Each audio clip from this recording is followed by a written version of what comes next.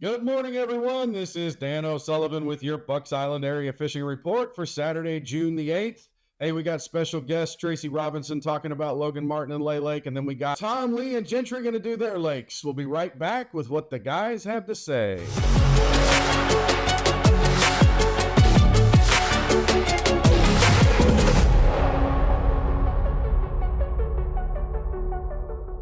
Hey, we're joined by Gentry Gordy, going to talk a little bit of lower Alabama fishing. Let's start at Lake Martin. Gentry, how is it there?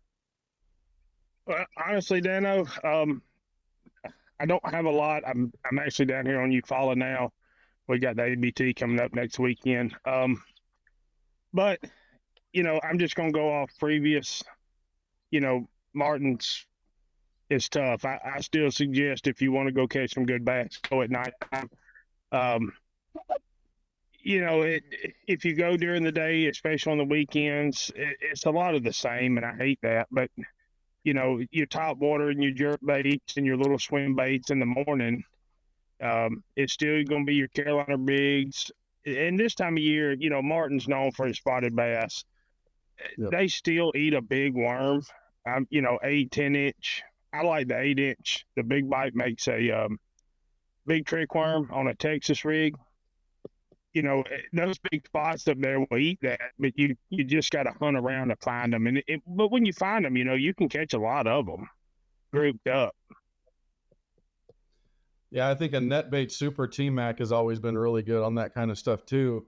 Yep. Is it brush piles? You looking for rocks? You looking for drops? What are you looking for? Well, a lot of your spotted bass will be around your deeper rocks and your sharper drops this time of year. And they'll be around the trash piles, vice versa. But your better largemouth are obviously going to come off your trash piles this time of year. Gotcha. All right, let's turn our attention to Jordan Lake. I know that can be a little bit better, especially when we're getting some current. With the rains we've had, that's have to have helped, right? Yeah, absolutely. We say it every time, but but we know that. And people that haven't seen it before, your morning times and evening times when they turn them generators on, your canals and your upper rivers are always good. But too, Dan, there's still some good fish eating a swim jig, especially, before lunchtime up the river, your river grass, swimming a crawdad through there just to swap it up. Them fish see so many swim jigs, white swim jigs. But, green pumpkin or black and blue, it's 3/16 ounce, something just swimming a crawdad through there, just change up the profile a little bit, really helps before lunchtime if you don't go to the current. And after that, you really got to find your drops. Your big crankbaits are starting to fire this time of year. Yeah, and maybe a frog around some of that grass that's near the current might be good. Maybe even a buzzbait and a flipping bite too. Yeah, oh, absolutely. Like I said, and, I always try to get off of the the norm up there, which is a swim jig and a frog. So I try to switch it up, like the new Zoo Pop they come out with, that Snag Proof come out with. I've got my hands on them. That's a pretty impressive bait. And it's just a different profile, and it changes things up a little bit. That always will get you an extra bite or two. Gentry, appreciate it, brother. Have a good day practicing for the Alabama Bass Trail, and we're rooting for you. Hey, we're joined by Tom Mott, going to talk a little bit of Guntersville fishing. He's been there this week. He's not right now, but that's all right. He's on the water. Tom, what's going on at Guntersville? Well, we're fixing to get invaded, the splashes this weekend. And, if you're in it, good luck. If you're not, good luck. Fishing's better on the lake you decide to go to. It's going to be a very, very crowded weekend, I'm afraid. But, and then you mix in a few jet skis and a couple of water skiers, you have fun. But, the fishing's still been, it's been kind of hit or miss the last week or so. I mean, there's some days that are really good, during the week, obviously, over the weekend, not so much. But, there's, I heard Gentry talking about a big worm, and I like a big ribbon tail worm, but you're getting a good bite right now on the ledges with that big worm. A jig also is catching some good fish. A little arky jig or something along those lines is really catching some fish, and not in the deep ledge areas. I'm talking, that 12-foot range, just right outside the grass lines. I look for bends in the river channel. That's where the bait usually congregates, and that's where the fish are going to be. You just kind of bounce around. We're also seeing some mayflies around, guys. So, that popar is still working up shallow. And if you run across a good hatch, pull out that spook and you're going to load the boat. But, there's so many things happening right now down on Guntersville that you could do just about anything and do no wrong, or you could do everything and do a lot of wrong. So it's a hit or it's kind of we're coming into that summertime, but those fish are still in that moderate zone, if you will, that 8-10 foot of water. Has the grass started to top out at all, or is that still too early for that? There's some areas where the grass has topped out. They've been cultivating a lot of it over there. So there's a ton of floating grass everywhere you go. That's been the story for the last few years, but there's just it seems like an additional amount that's floating out there now. But, and the sprayers are starting up and that kind of thing. But some of your backwater areas are definitely starting to fill up. Your honeycombs and areas like that, you're starting to see that milfoil top out back there. So, you can still get a good topwater bite, maybe even throw a tackle or, some kind of, popping frog and catch some fish in those areas as well. Well, Tom, as always, brother, we appreciate everything. I know the brimmer's still going up there in the shallows. If the mayfly are out, try those, folks. You probably have fun on some mealworms and some grubs. Tom, Great day out there. Please have fun, and we'll look forward to talking to you again next week. Hey, we're joined by our favorite pirate from Weiss Lake, Lee Petts, the captain of Weiss Lake, the crappie king of Weiss Lake. Here's the dude. Let's talk Weiss Lake for the next minute and a half. Tell me what's going on, Lee.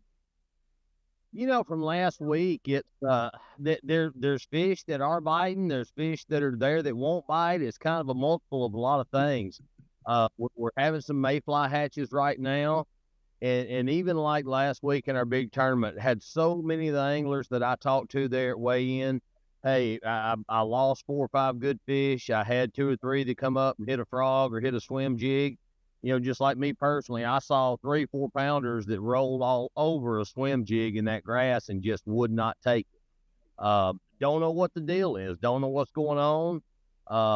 Some of the fish are trying to get out there a little wider right now, getting out on some of these harder bottoms.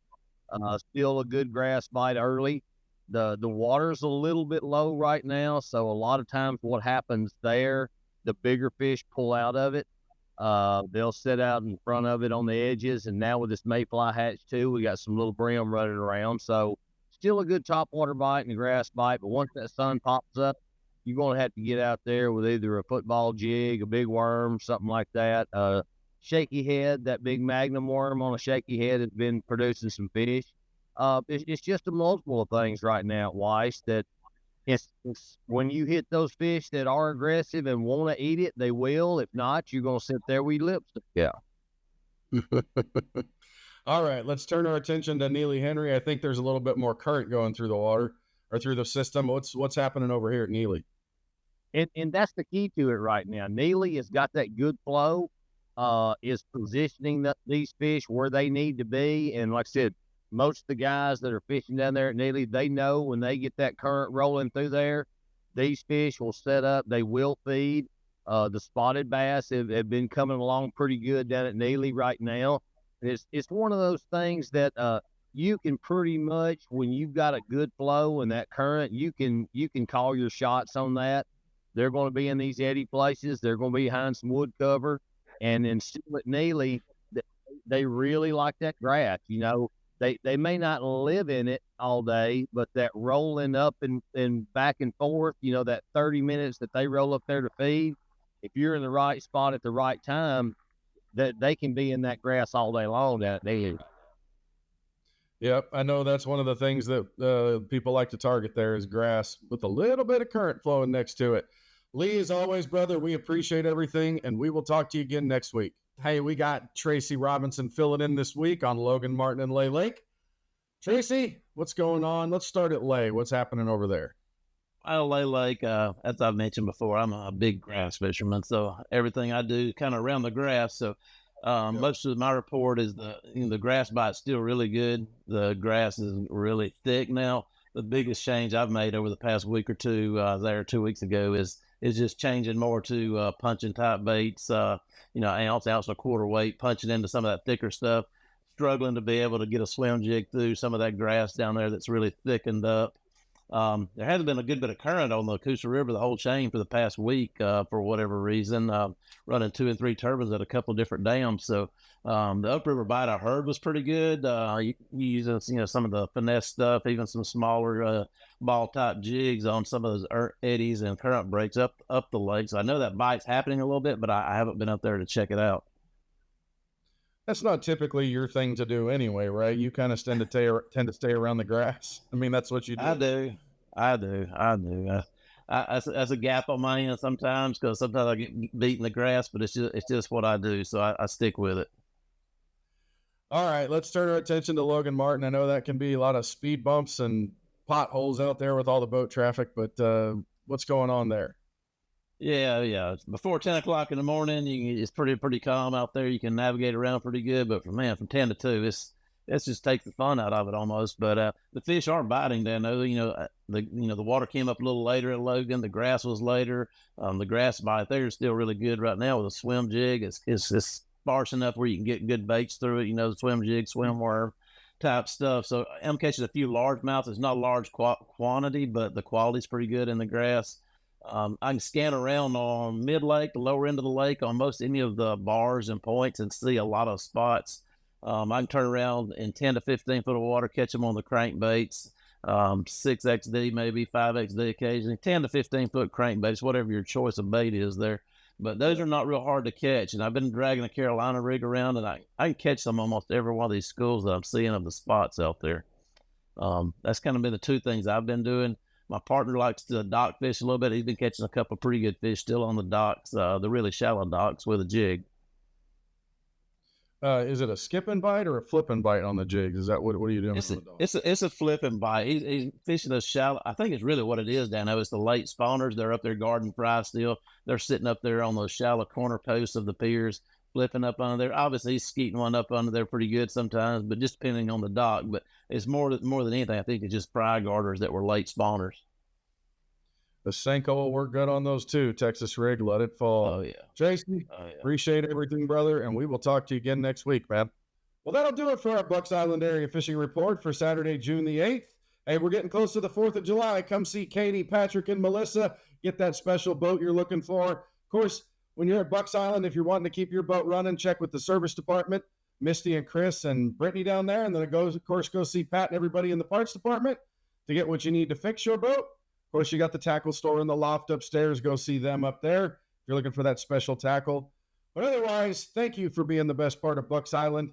We look forward to hearing from you. We look forward to seeing you. And we appreciate everything that you do being a part of this fishing report every week. We'll talk to you again soon.